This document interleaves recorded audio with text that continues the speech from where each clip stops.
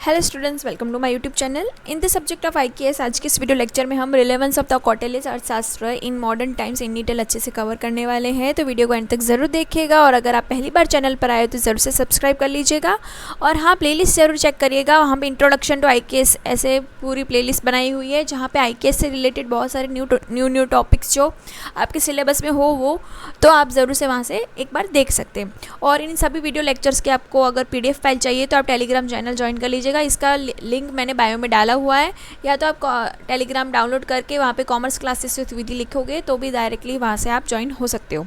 आइए स्टार्ट करते हैं वीडियो। इंट्रोडक्शन देख लेते हैं। कौटिल्य's Arthashastra written around the 4th century BCE is a monumental text on the governance, economics, administration and statecraft. Through the composed of more than 2000 years ago, its principles continue to hold the remarkable relevance in the modern world in fields such as politics, economics, management, diplomacy and the public policy। तो हमने already last lecture में मैंने कौटिल्य अर्थशास्त्र की जो उनकी book है उनसे रिलेटेड भी मैंने थोड़ा इंट्रोडक्शन दे दिया था। तो वहाँ से ही हमने सब सीखा कि किस तरह से उन्होंने इतने 2000 साल पहले की बात है ये, तो ऑलरेडी उन्होंने 4th सेंचुरी में ही कैसे आपको गवर्नेंस करना है, इकोनॉमी कैसी होनी चाहिए, किस तरह से एडमिनिस्ट्रेशन वर्क होना चाहिए, किस तरह से एक राजा है, ठीक है, मतलब यहाँ पे तब के टाइम के राजा की बात थी। अभी जो एक पॉलिटिकल लीडर है, स्टेट क्राफ्ट, ठीक है, तो वो किस तरह से उसको पूरा अपना राज्य या तो हम बोल सकते हैं अभी के कंट्री किस तरह से रन करनी है, वो सभी चीज़ें उन्होंने पहले से ही अपनी बुक्स वेरियस 15 बुक्स में उन्होंने समझाया हुआ था। वो वीडियो लेक्चर भी आप देख सकते हो यहाँ पे आई बटन पे जाकर।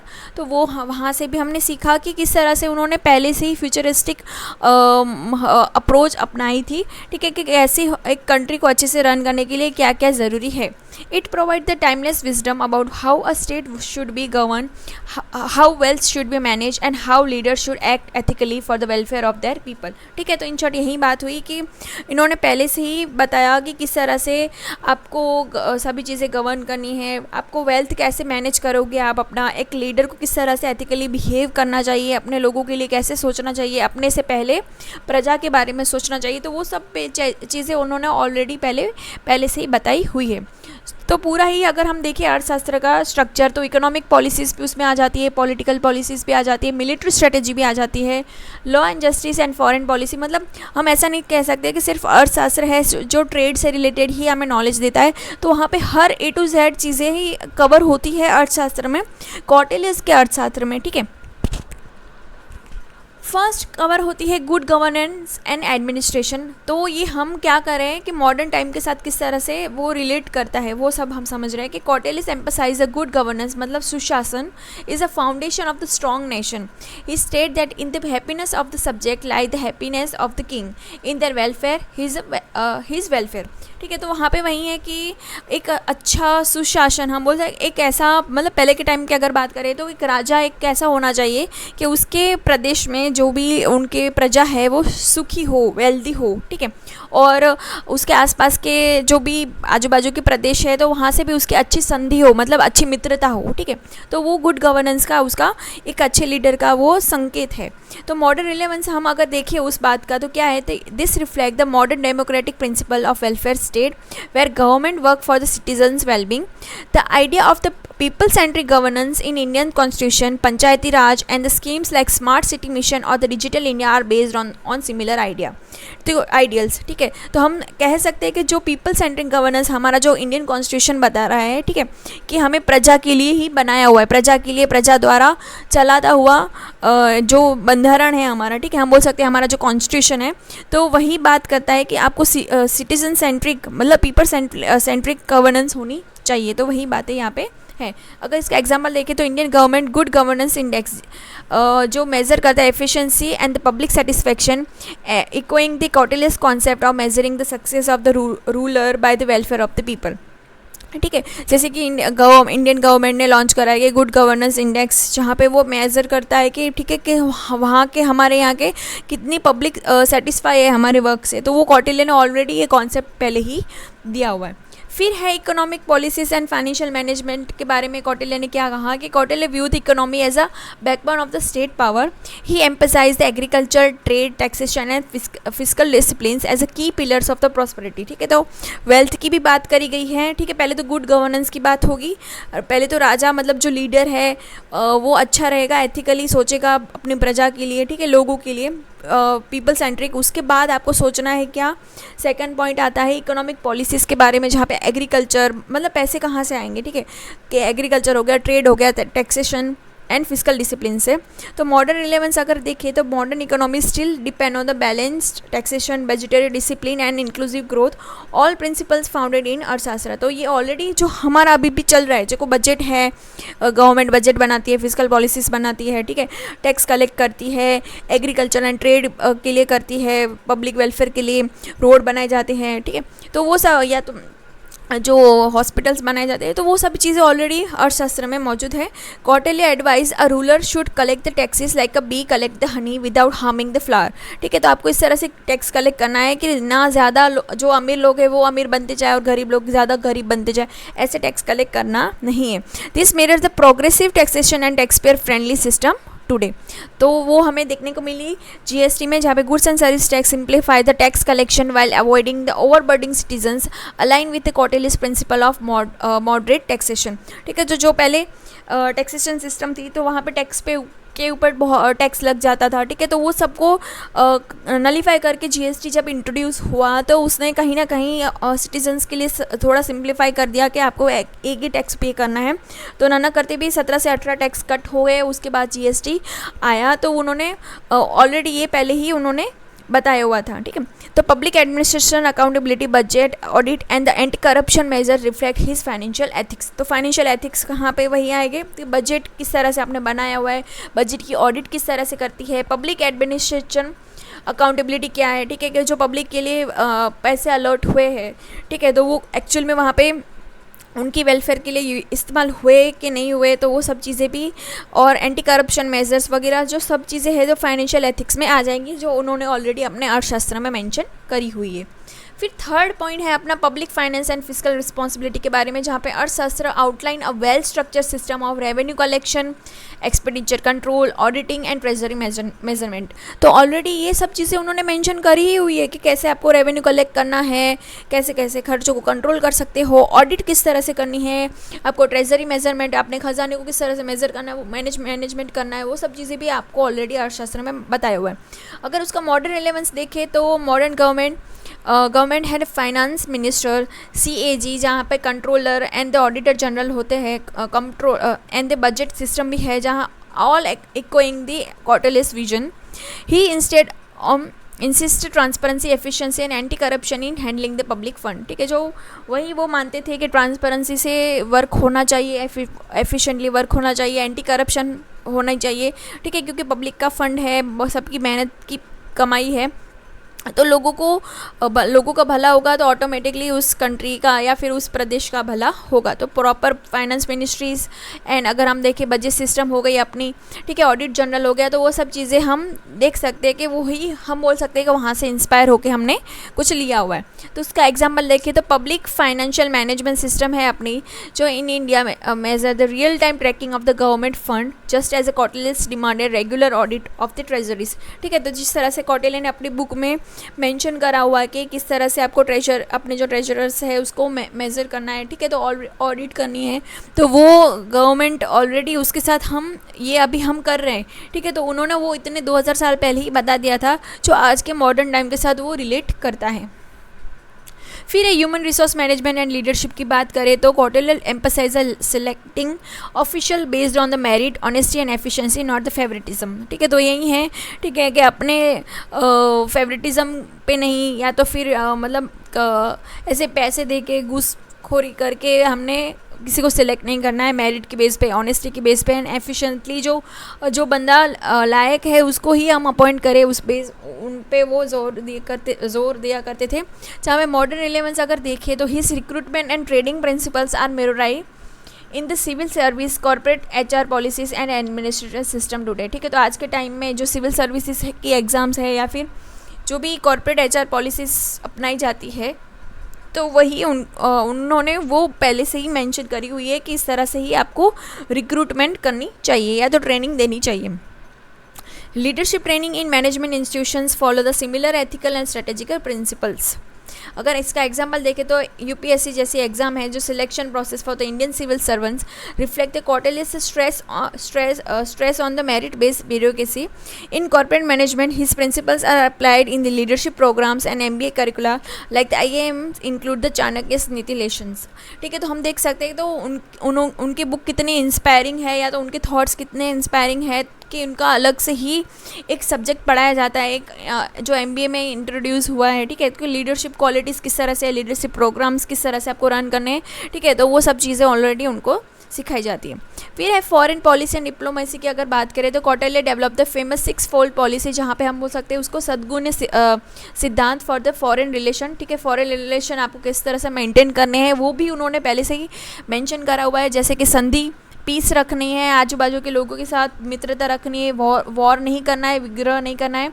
फिर न्यूट्रलिटी भी कर सकते हैं, लाइक कोल्ड वॉर हो गया। ठीक है, चलता है आजू बाजू के प्रदेशों के साथ, आजू बाजू के देशों के साथ चल सकता है। फिर याना मतलब मार्चिंग और the preparing for the war, अगर वॉर की कंडीशन होती है तो उसको किस तरह से प्रिपरेशन करनी है। फिर सीकिंग द प्रोटेक्शन और अलायंस। ठीक है, अगर आपको किसी से प्रोटेक्शन चाहिए रह रहा है तो उसको हम बोलेंगे समस्या। एंड फिर है ड्यूअल पॉलिसी, जहाँ पे हम बोलेंगे द्विध भाव।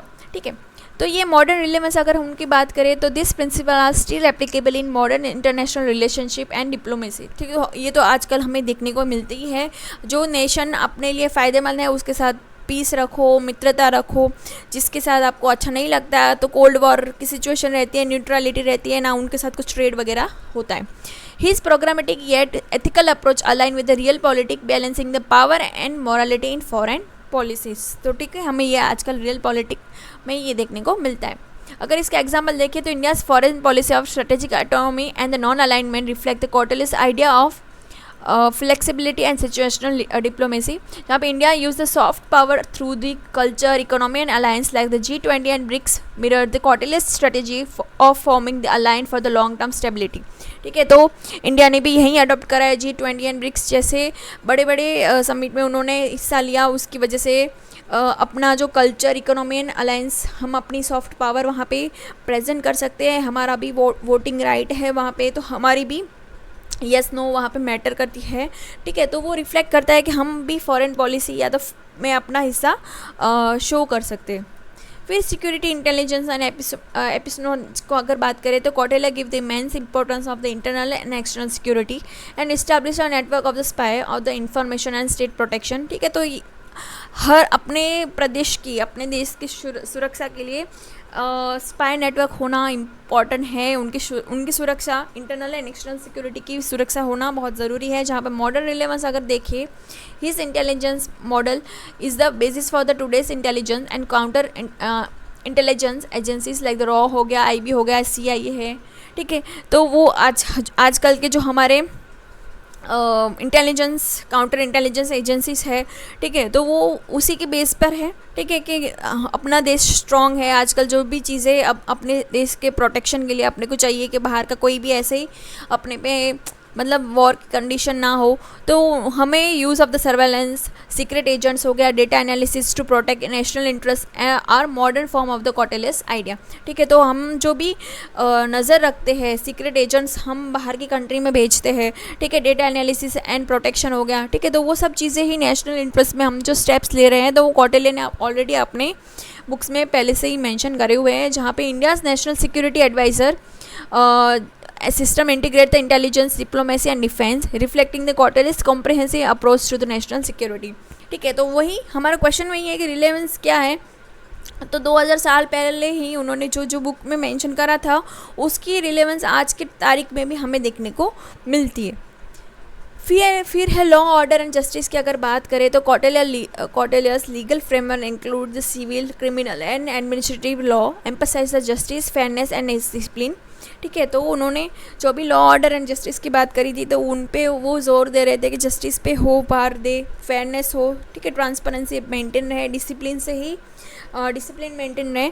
जिसकी मॉडर्न रिलेवेंस अगर देखें तो today's rule of law constitutionality, judiciary system draw the inspirational from this idea, and anti-corruption law हो गया, ethics in public service and the transparency reflect his focus on integrity and accountability. ठीक है, तो अपनी responsibility है तो हम ही answerable रहेंगे, हम ही अकाउंटेबल रहेंगे, ठीक है, तो वो अपना एथिक्स में आपको मतलब आपके एथिकल पॉइंट ऑफ व्यू से आपकी रिस्पॉन्सिबिलिटी बनती है, तो वो ethics in the public service हो गया, एंटी करप्शन लॉ हो गए, तो वो उसके साथ हम कनेक्ट कर सकते हैं, ठीक है। जैसे एग्जांपल देखिए, the Lokpal and Lokayukta act 2013 जो पास हुआ align with historic strength against corruption among the officials, ठीक है, जो ऑफिशियल्स में करप्शन देखने को मिलता है तो उसके लिए अलग से ही बिल पास हुआ था, तो वो जो हमें देखने को मिल रहा लोकपाल है लोकायुक्त एक्ट में, तो जो ऑलरेडी उन्होंने मेंशन करा हुआ था कि लॉ ऑर्डर किस तरह से मेंटेन करना है आपको। हिज कॉन्सेप्ट ऑफ द दंड नीति, ठीक है, science of the punishment guide the modern policies and penal system emphasise the deterrence and the justice, ठीक है, तो जस्टिस किस तरह से मिलनी चाहिए, दंड कैसे देना चाहिए, ठीक है, या तो हम बोल सकते हैं पनिशमेंट सिस्टम कैसी होनी चाहिए, ठीक है, कितना जल्दी से जल्दी आपको मतलब जस्टिस मिल जाए, उसके क्या क्या क्या स्टेप्स रहेंगे, वो सब ऑलरेडी उन्होंने मेंशन करा हुआ है। फिर है ethics and morality in administration, जहाँ पे Kautilya instate the ruler must uphold the dharma ethical value while pursuing the artha ensuring the moral economies and ethical governance and ethic and morality की अगर बात करें कि जो धर्म जो लीडर है उसमें ये गुण होने चाहिए, धर्म एंड अर्थ को वो फोकस करता हो। उसके मॉडर्न रिलेवेंस अगर देखें तो this resonate with the modern concept of ethical leadership and corporate social responsibility, ठीक है, जहाँ पे हम CSR के अंडर जो भी सोसाइटी से हम ले रहे हैं तो सोसाइटी को रिटर्न भी करना है, ठीक है, क्योंकि अगर फैक्ट्री वगैरह है या तो जो इंडस्ट्री है कंपनी है सोसाइटी से बहुत कुछ ले रही है तो उसके बदले में सोसाइटी को भी उसको बदले में कुछ देना चाहिए, इसीलिए CSR जैसा कॉन्सेप्ट आया, ठीक है, तो वो कॉन्सेप्ट के बारे में ऑलरेडी ही उन्होंने पहले से ही बुक में मेंशन करा हुआ था कि धर्म एंड अर्थ को ध्यान में रखते हुए आपको एथिकल गवर्नेंस एंड इकोनॉमी में फोकस करना है, जहाँ पे government and corporation today are expected to act not just for the profit but for the social good and sustainability. जहाँ पर इंडिया अगर इंडिया की बात करें तो इंडिया CSR लॉ कहता है कि 2% आपको प्रॉफिट का अपने को सोशल इशू के लिए मतलब सोसाइटी के लिए देना है। Under the companies act 2030 reflect his ideal sustainable development goals भी यही बताते हैं कि बैलेंस रखना इकोनॉमी एंड एथिक्स में, जहाँ पे much like the Kautilya's vision. फिर हो गया economic self reliance and development की अगर बात करें तो Kautilya promote the swadeshi by encouraging the domestic production efficient use of the resources and minimising the dependence on the other, ठीक है, स्वदेशी अपनाओ विदेशी भगाओ, इस तरह से जो कॉन्सेप्ट है, ठीक है, तो वो ऑलरेडी कौटिल्य ने कहा कि अपने जो डोमेस्टिक प्रोडक्ट है डोमेस्टिक प्रोडक्शन है उसको प्रमोट करो, जिसके साथ उससे क्या होगा कि यहाँ के लोगों को एम्प्लॉयमेंट जनरेट होगा और ज़्यादा से ज़्यादा हम अपने ही एफिशिएंट अपने जो रिसोर्सेज अवेलेबल है उनका एफिशिएंटली इस्तेमाल करो, क्योंकि लिमिटेड रिसोर्सेज से आपको अनलिमिटेड वांट्स को कंप्लीट करना है, ठीक है। फिर मॉडर्न रिलेवेंस अगर देखें तो इंडिया से आत्मनिर्भर भारत का जो कॉन्सेप्ट है self reliant India initiate the reflect his vision, जहाँ पे प्रमोट ऑफ द MSME, ठीक है, जो मीडियम स्मॉल एंटरप्राइजेस हो गया, मेक इन इंडिया हो गए, local entrepreneurship align with the Kautilya's model of economic independence, ठीक है, वही कि आप छोटे छोटे जो उद्योग है मेक इन इंडिया जैसा कॉन्सेप्ट है या फिर जो एंटरप्रेन्योरशिप डेवलपमेंट वाले कॉन्सेप्ट है तो उनको ज़्यादा से ज़्यादा आजकल प्रमोट करा जाता है ताकि हम ज़्यादा से ज़्यादा आत्मनिर्भर बन सकें। फिर अगर देखिए holistic vision and sustainability development के बारे में कौटिल्य ने बताया कि state that ensure the prosperity without the harming nature and the moral order, a principle close to modern sustainable development, जहाँ पे the balance between economic growth, environmental protection and social justice as seen in India's sustainable development policies acquires the Arthashastras teaching, ठीक है, तो हमें अपना vision and sustainable development goal को ध्यान में रख के हुए बनाना है, जहाँ पे हम इकोनॉमिक ग्रोथ भी कर रहे हैं और एनवायरनमेंट का भी ध्यान रख रहे हैं, सोशल जस्टिस का भी ध्यान रख रहे हैं, तो इन तीनों को बैलेंस करना बहुत इंपॉर्टेंट है जो ऑलरेडी उन्होंने बताया हुआ है। और इंडिया वही कर रहा है कि इंडिया सस्टेनेबल डेवलपमेंट पॉलिसीज़ वही चीज़ों पर जोर दे रही है। जैसे प्रोग्राम्स लॉन्च करे गए, नेशनल सोलर मिशन हो गया, ग्रीन इंडिया मिशन हो गया, स्वच्छ भारत अभियान हो गया, तो ये सब चीज़ों पे ही फोकस कर रहा है, ठीक है। तो इन शॉर्ट ये समरी चार्ट मैंने दिया हुआ है, तो यहाँ से भी आप एंशिएंट प्रिंसिपल उन्होंने क्या दिया था, मॉडर्न इक्विवेलेंट क्या है और इसके एग्जाम्पल क्या है, ये यहाँ से भी आप आराम से क्वेश्चन एग्जाम में लिख सकते हो। गुड गवर्नेंस के साथ वेलफेयर स्टेट हो गया, गुड गवर्नेंस इंडेक्स जो फर्स्ट था, फिर था एथिकल टैक्सेशन जहाँ पर प्रोग्रेसिव टैक्सेशन को हटा के ये जीएसटी रिफॉर्म आया। ट्रेजरी मैनेजमेंट की बात करें तो बजटरी कंट्रोल हो गया, जहाँ पे पीएफएमएस सिस्टम लाई गई, जहाँ पर फिर है डिप्लोमेसी एंड अलायंस की बात करें तो फॉरेन पॉलिसी के साथ कैसे रहना है, इसके लिए ब्रिक्स G20 वगैरह में हमने हिस्सा लिया। फिर इंटेलिजेंस सिस्टम जहाँ पे रॉ एंड आईबी किस तरह से नेशनल सिक्योरिटी की एजेंसीज है जो वर्क कर रही है इंडिया के लिए, इंडिया की सिक्योरिटी के लिए। फिर लीडरशिप एथिक्स की बात करें तो कंपनीज एक्ट 2013 ने CSR इंट्रोड्यूस करा, जिसकी वजह से हम सोसाइटी के लिए कुछ कर पाए। फिर सेल्फ रिलायंस की बात करें, आत्मनिर्भर भारत, मेक इन इंडिया जैसे कॉन्सेप्ट आया। फिर सस्टेनेबल ग्रोथ आया, जहाँ पे एनवायरमेंटल पॉलिसीज़ इंट्रोड्यूस हुई, जहाँ पे स्वच्छ भारत SDGs पे फोकस करा गया। ठीक है। तो इन शॉर्ट हम कंक्लूजन में ये समझ रहे हैं कि कौटिल्य's Arthashastra continue to guide the modern politics, economy and administration. It blend the ethics, pragmatism and the strategic wisdom, make it the living document relevant for the policy makers, economists, administration and the corporate leader alike। ठीक है। तो हर कोई जो भी बंदा उठाएगा, लेकिन policy maker बनाए उठाए उस बुक को, इकोनॉमिस्ट उठाए, एडमिनिस्ट्रेटर उठाए या फिर कॉर्पोरेट लीडर उठाए, तो हर किसी को वहाँ एक हम बोल सकते हैं कुछ ना कुछ सीखने को मिलेगा, कुछ ना कुछ जानने को मिलेगा।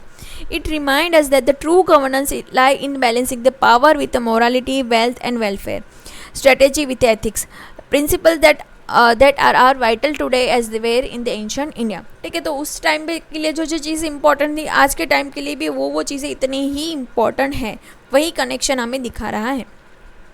Kautilya's अर्थशास्त्र is just not merely a book of the past, it is the mirror of the present and guide for the future। मतलब आज के टाइम, पहले के टाइम के लिए इम्पोर्टेंट थी, आज के लिए भी इम्पोर्टेंट है और आने वाले समय के लिए भी वो बुक इतनी ही इम्पोर्टेंट रहेगी। तो आई होप सो इस वीडियो से आपको हेल्प मिली होगी। कुछ भी डाउट हो तो ज़रूर से कमेंट करके बताना। वीडियो अच्छा लगा हो तो ज़रूर से लाइक करना, और अगर आपको PDF फाइल चाहिए तो टेलीग्राम को ज्वाइन कर लेना। Thanks for watching.